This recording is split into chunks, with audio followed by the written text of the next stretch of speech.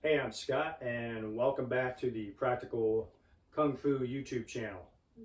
So in this video, I wanted to cover 4 ways to train the legs to allow you to generate more power with your kicks and your strikes. So first up, the most important exercise I believe that you should train is the barbell squat. The version that I prefer to train is the low bar squat. And below this video, I've got a link to the Starting Strength YouTube channel where you can learn how to perform the low bar squat in more detail. So they do a great job of describing it and how to learn it. And I can't really do a better job than that. So I'm sending you over there.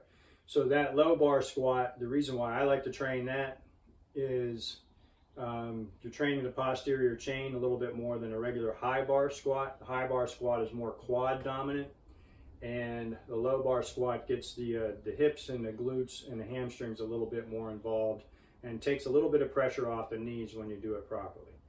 So that's my first exercise that I like to do. Now, because I'm a bit banged up, being 58 years old now, I've got a shoulder issue. So that prevents me from getting into the low bar squat position with ease. And over time, as the weight gets higher on the bar, I find that I start developing tendonitis in the elbows as well. And that can lead to difficulties training exercises like the bench press. So nowadays I train with a safety squat bar, and I'll put up a video on how to train with that down the road. So that's exercise number 1, is the barbell squat. So let's go ahead and take a pause and we'll get into the other exercises. Okay, so my next favorite exercise, and one that I actually hate as well, is the barbell or the Bulgarian split squat. And the way I train the Bulgarian split squat is the reason why I hate it, because it's hard and it can make me sore for a few days after if I haven't been training it for a while.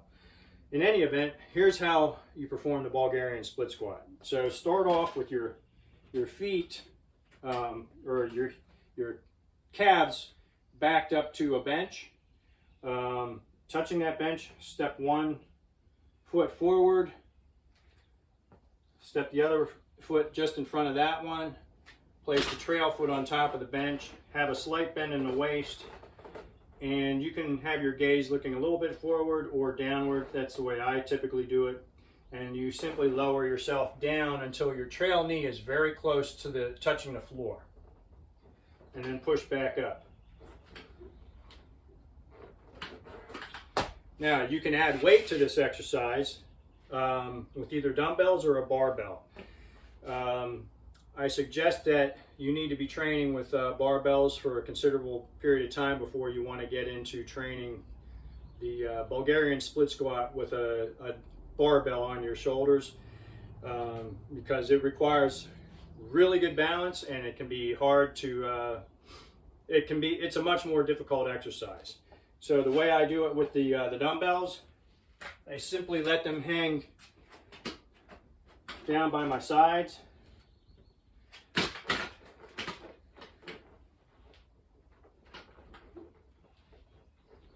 And perform them that way.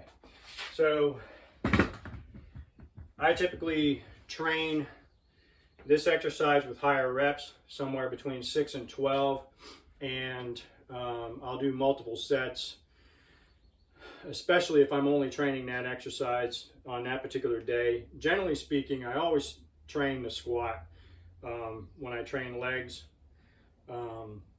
So if I'm only training the split squat after that, then I might do as many as 5 sets. And what I do is I start off with a lighter weight. I'll pyramid. I'll do a pyramid style of training with that.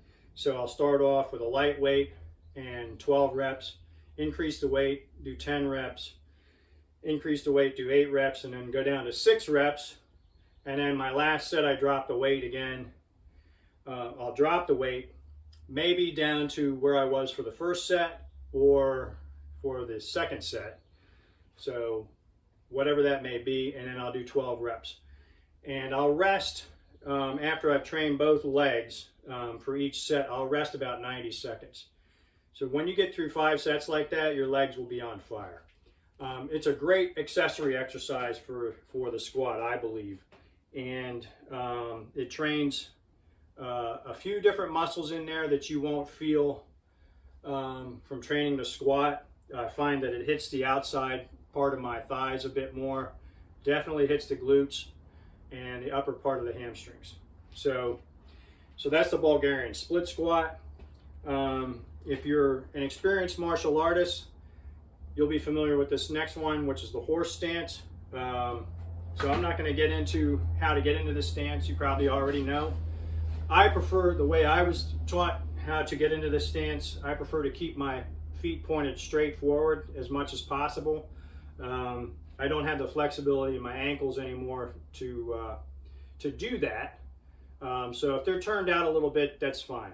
And then you want to turn the knees out and then sink down, and you want to feel that pressure in your groin and the inner part of your thigh and then in your glutes a little bit.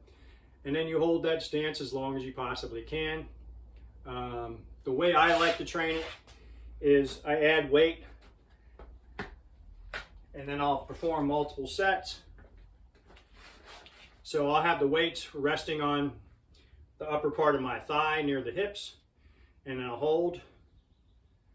And what I tend to do is I'll train 5 sets of the horse stance.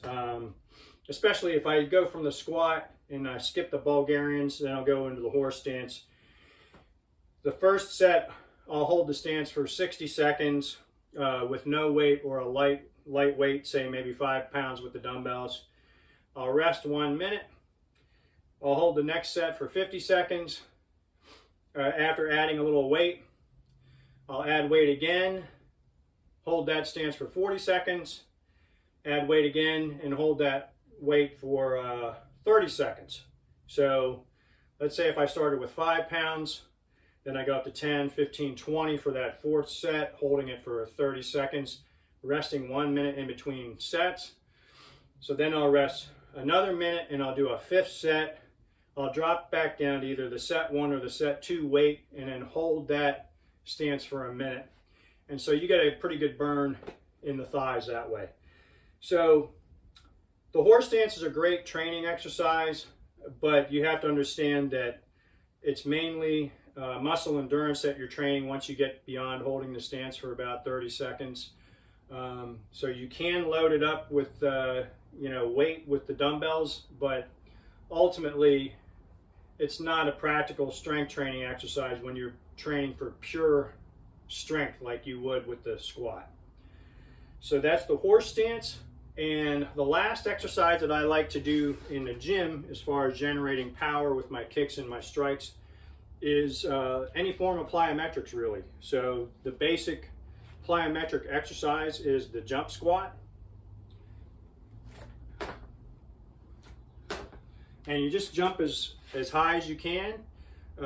Try to land softly on the toes, and you can do a couple sets of those.